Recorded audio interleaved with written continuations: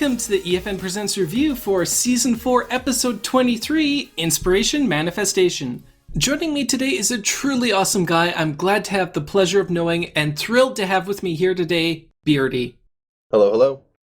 So, this episode is by Corey Powell and Megan McCarthy, and it revolves around a character pairing we haven't seen a lot of focus on in a while, and that is the Spike and Rarity episode. What changes in the relationship between those characters do you think are portrayed in this episode? And what changes do you think are hinted at for the future of this Spike and Rarity dynamic? I think that this episode is almost a step backward in their relationship. In previous episodes, it seems like they were pushing toward maybe a crush, possibly being reciprocated by Rarity. But in this one, it seems like they've both fallen into being friends, and Spike, of course, still has a crush on Rarity, but he seems to be keeping it under control much better than in previous episodes. They definitely had the crush then going on in the previous episodes. You had Spike hovering above the ground with hearts kind of flying off him, and that was maybe too far. I don't think that they could really continue that. I think they did need to take a bit of a step back because the relationship is a little unrealistic, and it turns into a joke if that's all it is a bunch of gags and this crush that you can't really build too much off of. Absolutely. Maybe from the crush angle, it's a step back, but certainly the relationship between Spike and Rarity is fairly good between them because, at one point, Rarity calls him Precious Scales. Yes. And that really is the crux of what drives this plot, isn't it? Is Spike's feelings towards Rarity and his fear of, losing the relationship that he has with her, isn't it? I would agree. Although at the start, Spike's comments are genuine. He genuinely believes in the work that Rarity's doing, even when it doesn't work out, like with the traveling puppet show, right? Yes. Rarity's original design was flawed in many ways, and it sort of goes to show Rarity's disconnect with a lot of the time with what her clients want versus what she feels is more creatively deep. Absolutely. Rarity has a definite vision, something that lots of gems that seems to drive a lot of Rarity's design choices. Although, absolutely, in this case, the requirements for what she needed to deliver were not what she ended up delivering, and she takes it pretty poorly, doesn't she? We have the return of the drama coach. Sure. Basically, the puppeteer tells her that it wasn't acceptable because it's not functional, and she immediately starts crying and runs away. So her emotional maturity seems like it's moved quite a bit back as well. That was a bit of a shock because Rarity has taken criticism better before in the past.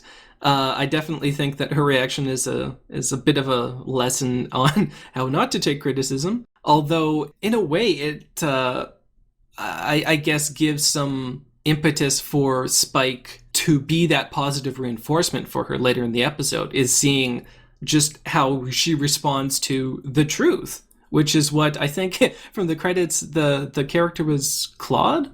That was a new character I saw in the credits, so I'm guessing it's the puppeteer was Claude. Yeah, and it certainly acts to drive the plot forward because her tantrum is what sends Spike off to the castle to retrieve the spell. But we do get to see another really epic breakdown on Rarity's part. The ice cream? Oh yeah, we get to find out that she's a depression eater. Oh, that was a nice little moment that was obviously played for gags. It's kind of ramping up Rarity's over-dramaticism, which we've seen before, the drama coach and all that, up to the next level. And there it's definitely tongue-in-cheek. When she's eating, she's actually making nom nom nom sounds. Yes, very, very funny nom sounds. But if you look in that in the wide shot, she has, at the end of her tantrum, she has eaten a full dozen cartons of ice cream. Yes, it sounds like Rarity might have a bit of a problem with that. But that breakdown really is what gets the plot moving. It's what gets Spike to help Rarity to go to the castle and find that book, that Deus Ex Machina for this episode. Yeah, it's certainly what's driving the plot, is the book, and then eventually Spike trying to get the book away from Rarity. And in the scene in the castle, I guess we'll call it the castle of Deus Ex Machina from this point on, Aloysius, it kind of sets the tone for his role in the story as well, because he's that ever-present character that's almost not in the episode at all. He's really just Spike's conscience. Oh, absolutely. He fills the Jiminy Cricket role in this, where he's sort of the voiceless conscience that follows Spike around and kind of gives him a gentle prod in the right direction.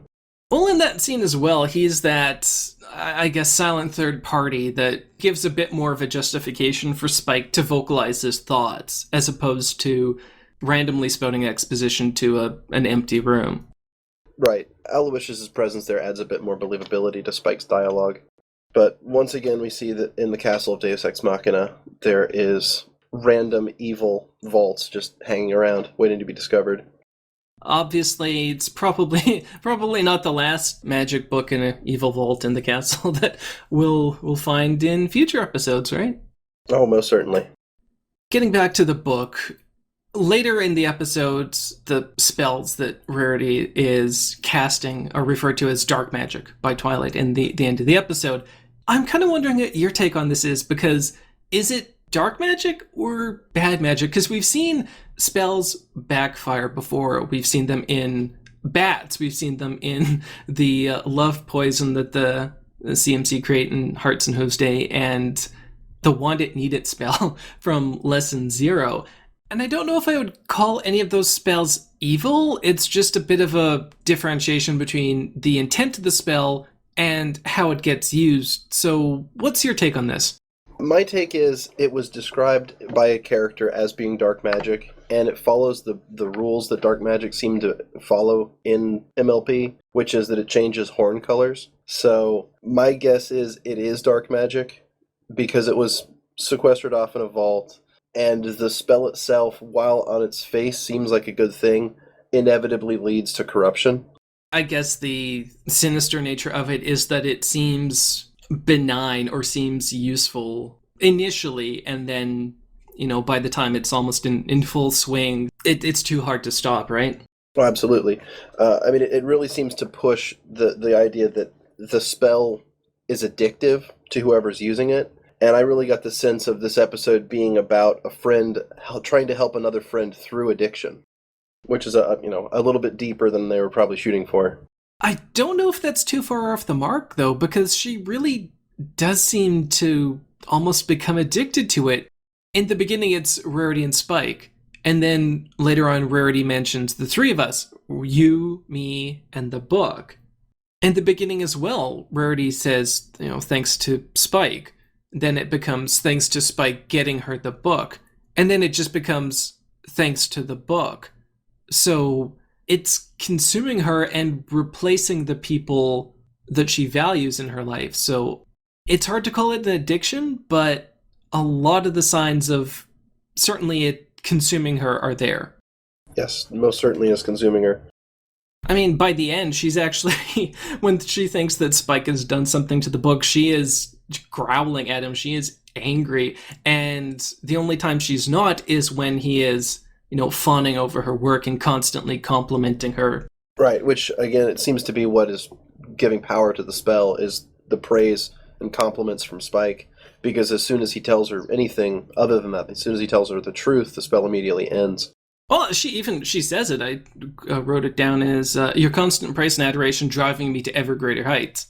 Right, yeah, so the show directly acknowledges the fact that it was really all in Spike's hands the whole time. And that's comes down to, I guess, a bit of the pacing, and it's that sort of slow progression to the destruction that Rarity is causing. It starts off, again, actually useful with the puppet theater, and then it becomes creating a decade's worth of fashions for her shop. It doesn't affect other ponies, it's affecting her. Then you have the apple cart, which is strange, but it's still functional. The birdhouse, which is inconvenience. The dress, which becomes dangerous, and eventually this just taking over the town with these disastrous changes, Rarity-esque.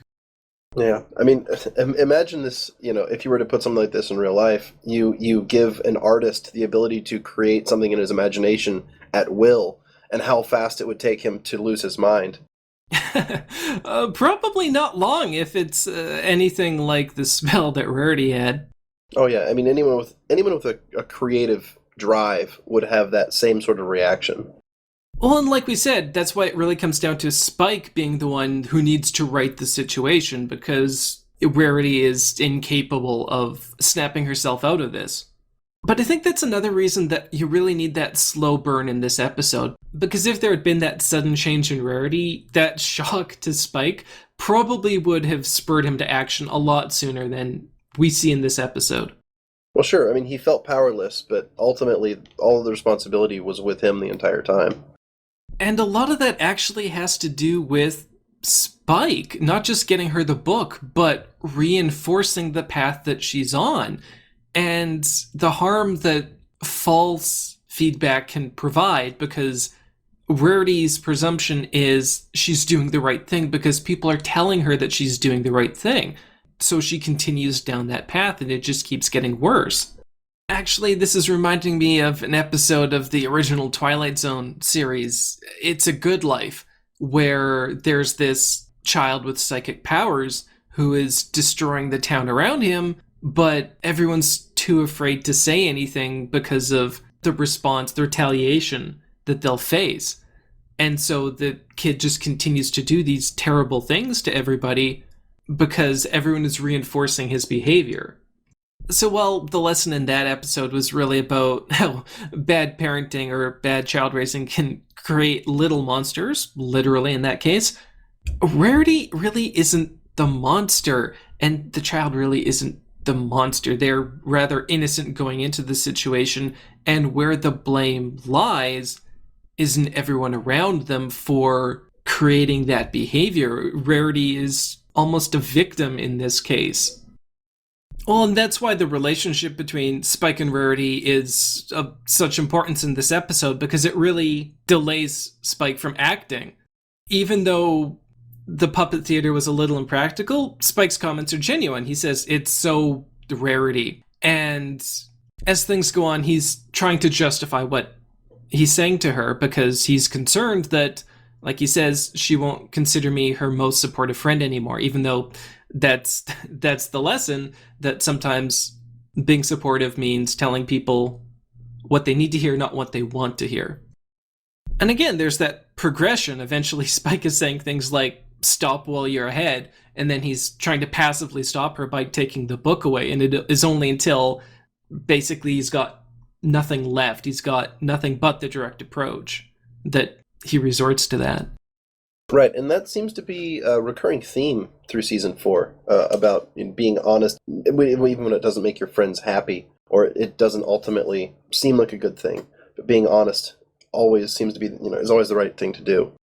Well, I guess that's why some people maybe think that we've seen this lesson before, because back in season 1, episodes about secrets with Green Isn't Your Color, we've had lessons about truth all through season 4. We've seen all of the elements before, but I think it's the context, really. And I wouldn't call this a slice of life episode by a long shot, but it really comes down to the influences that might prevent you, or you might use to justify not telling the truth, right?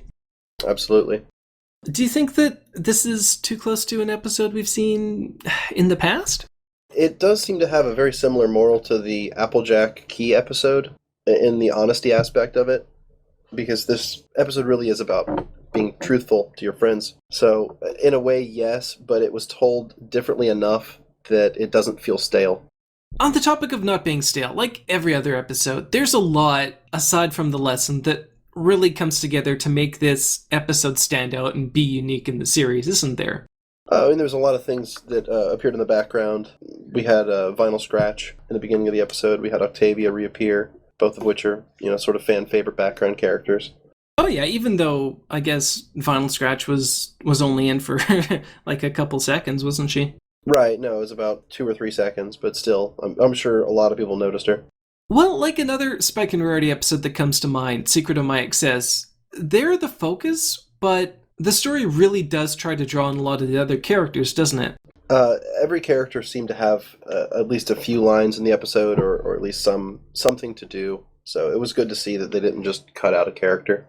And that, I guess, goes back to Corey Powell's other episode, which was Rainbow Falls, where it was a Rainbow Dash episode. It was a Rainbow Dash Key episode, but even then, they were working in the other characters when they could. And I really like that they did that here too, because they could have easily just made it a Spike and Rarity episode. There definitely was, the material to do that.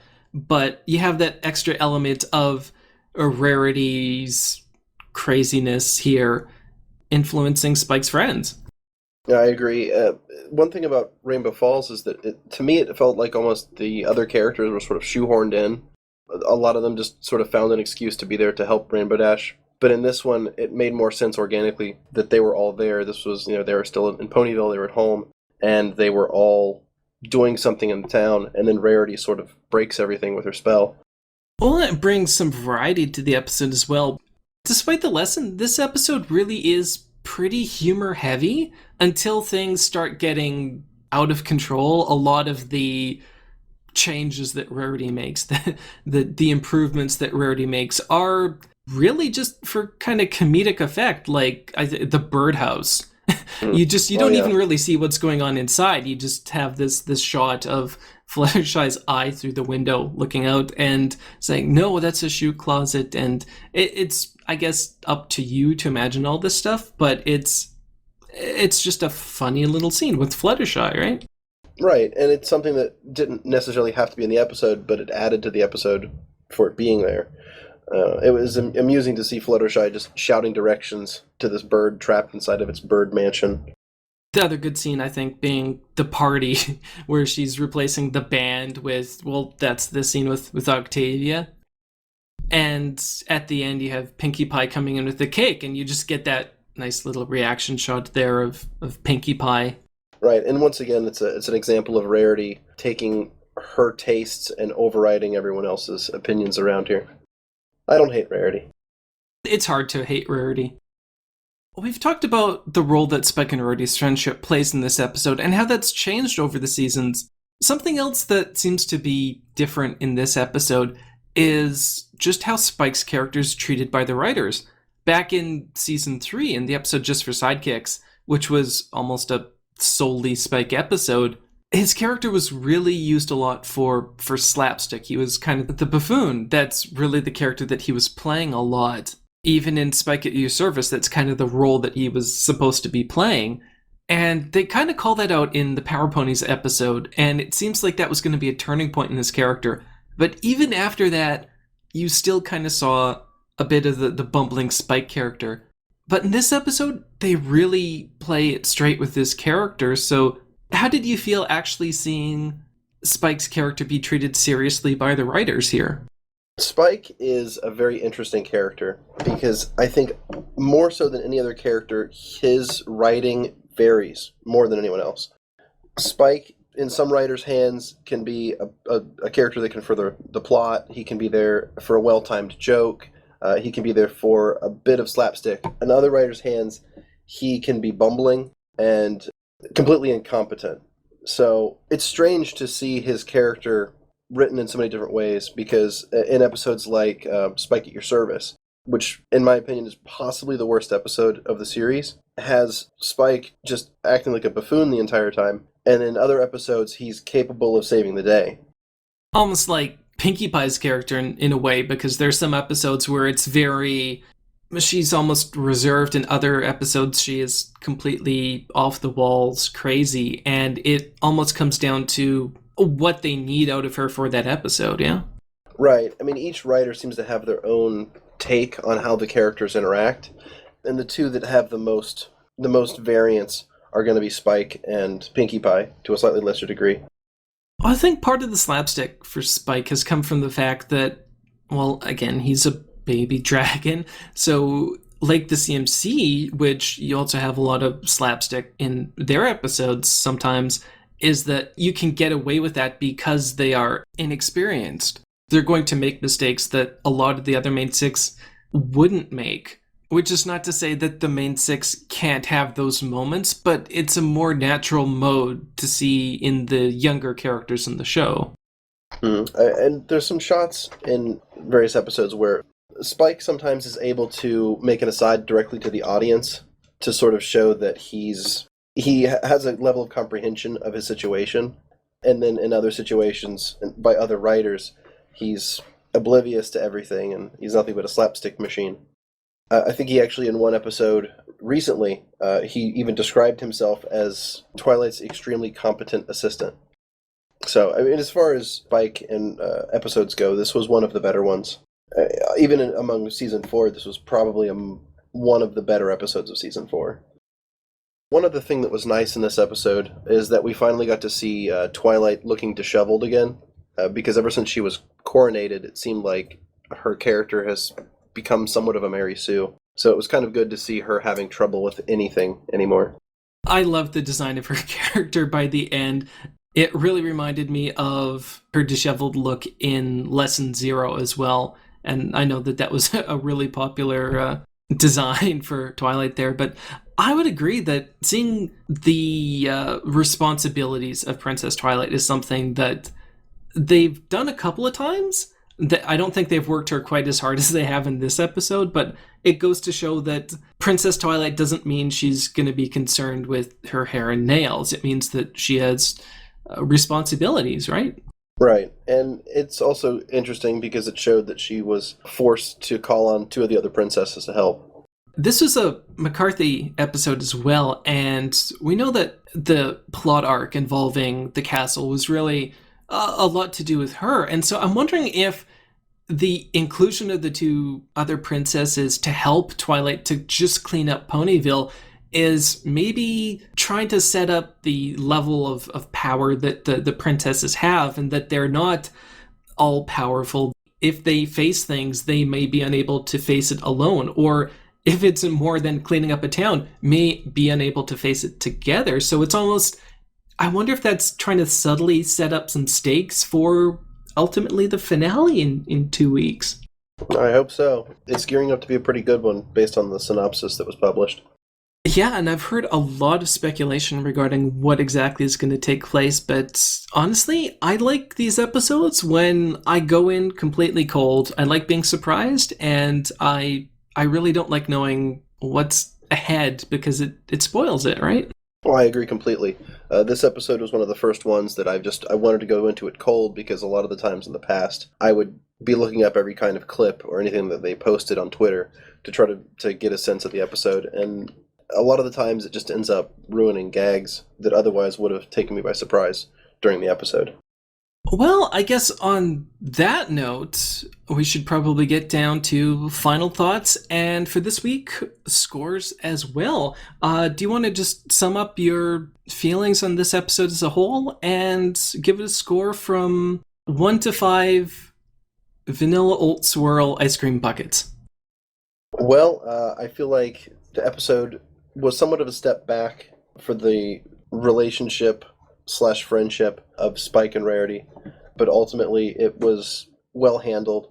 The writing was good, the pacing was good, the humor was top notch. I would give it 3.5 empty ice cream buckets out of 5.